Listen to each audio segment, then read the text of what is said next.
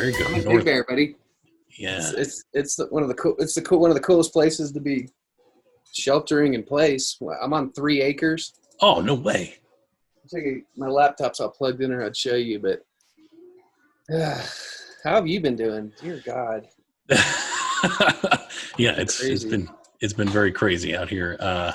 Well, you know, the Texans got a different way of thinking. There's different ones. They're either protesting about their freedoms being virused, or I mean, it's very interesting. Like I go out and there's people walking on the freeways. You know, there's people walking and bicycling, and Yeah. but then there's a lot of construction workers doing the construction jobs, and you know, driving is really awesome in the Metroplex. So Right. I like your little VR guy back there. yeah. I still need to pitch you my VR series.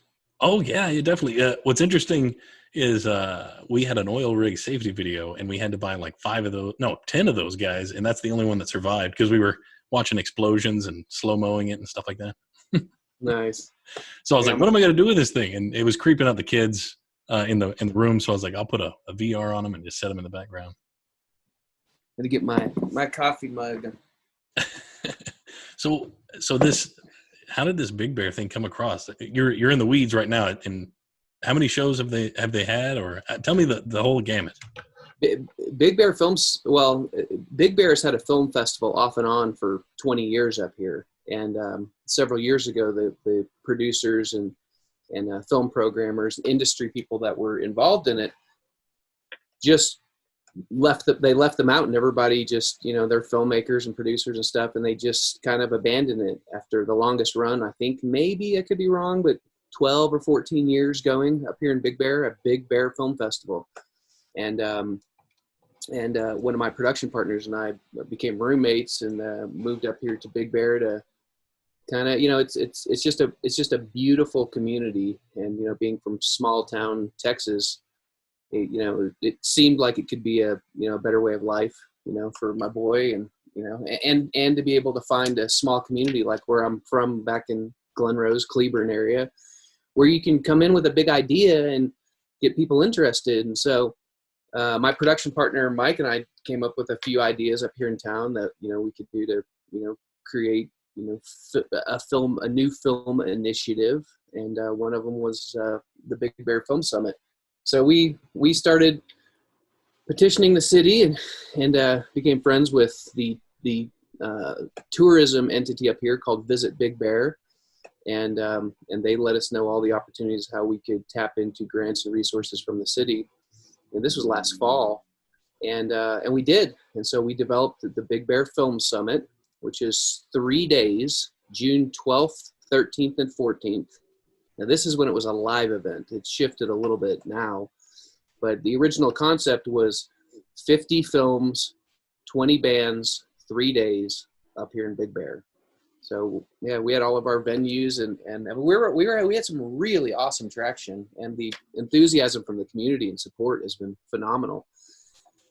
Until the lockdown, and all of our sponsors pushed pause or bailed. And but we received a nice marketing grant from the city, and so it was either push until 2021 or innovate. And we've decided that there's so many filmmakers. I mean, it officially ended this morning, our call for submissions, but you know, we have films from all over the world, and as few as I've screened so far, which is the next week's worth of effort, we've received some incredible movies. I mean, some really incredible films. And so that's it. So what we're doing in a nutshell, this is the new plan, is we will announce on May 1st, you know, all 50 films that are accepted and in competition for the Big Bear Film Summit. And then starting June 12th, we will be not programming, they will be available to stream. And so we'll have 50 films. We're using a really, really nice platform called Eventive, which previously was just a really nice social media integrated ticket sales company. So that was our ticket service company to go along with Film Freeway. And Eventive was smart enough to start adapting and developing an online streaming platform before this pandemic. So they were on it when things got locked down and film festivals started shutting down. Eventive had a solution already, and so we kind of lucked out. So here's the interesting thing. Then you can just ask me whatever you want, but we've spent so much time. I mean, we've been working on this film festival since December for no money. We haven't been paid a dime. And the idea was to create awareness for the Big Bear Valley region, which is part of the mountain where we live in Southern California.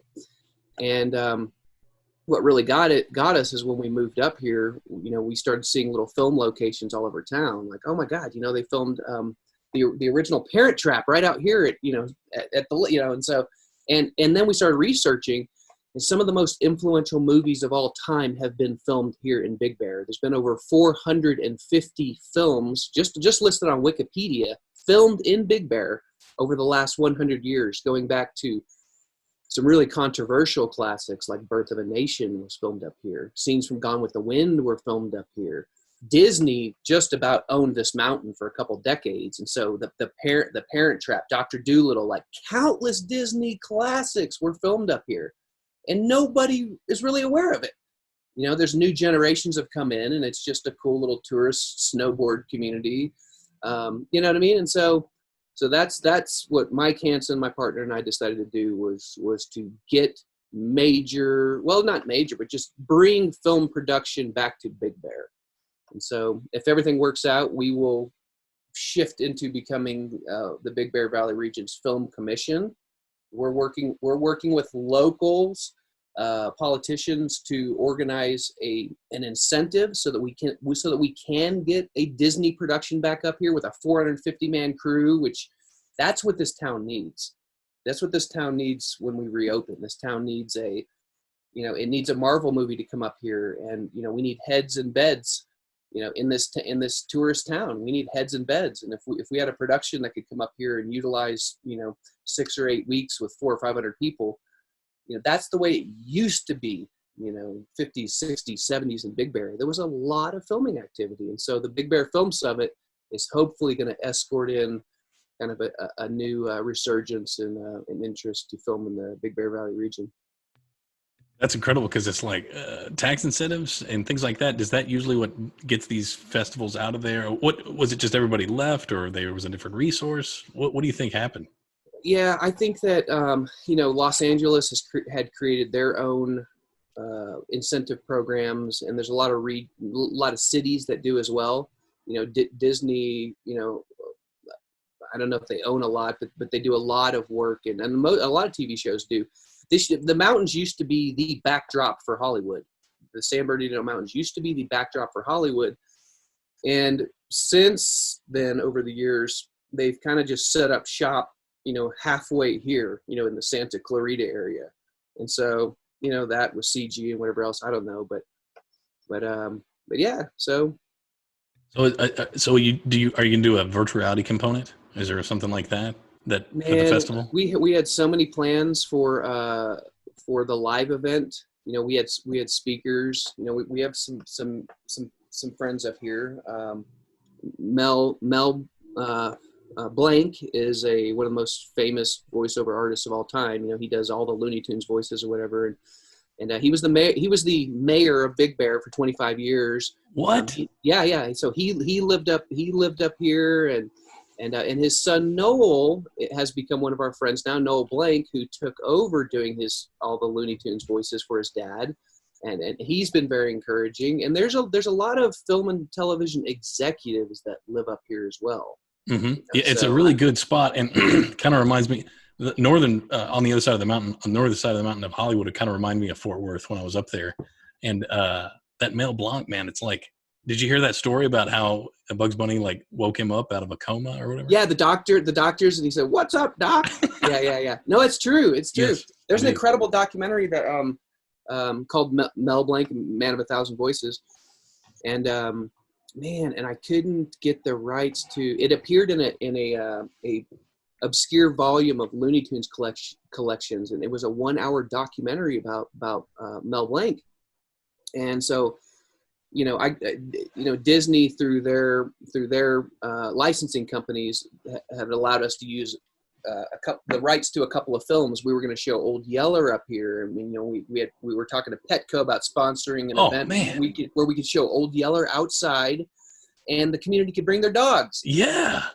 So we were doing some really cool stuff like this, but now that doesn't translate online. And so, and same with the live music. We can't. It's challenging right now to figure out how we can incorporate the live music.